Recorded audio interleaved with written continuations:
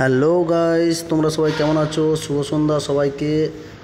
তো আমাদের একটা ছোট্ট প্রোগ্রাম ছিল, তাই আমরা গ্রামের বাড়ি গেছিলাম। তো আমার শ্বশুর বাড়িতে আমার বড়দার ছোট ছেলের একটা মানত ছিল বাবা চন্দ্রেশ্বর মন্দিরে।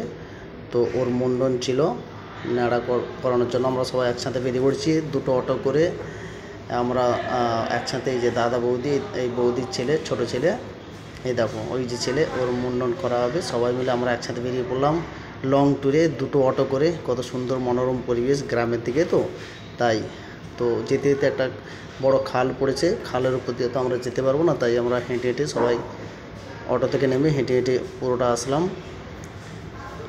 তারপরেই আমরা আবার অটোতে বসে রওনা দিলাম, পৌঁছে গেলাম চন্দনেশ্বরের বাবা মন্দিরে।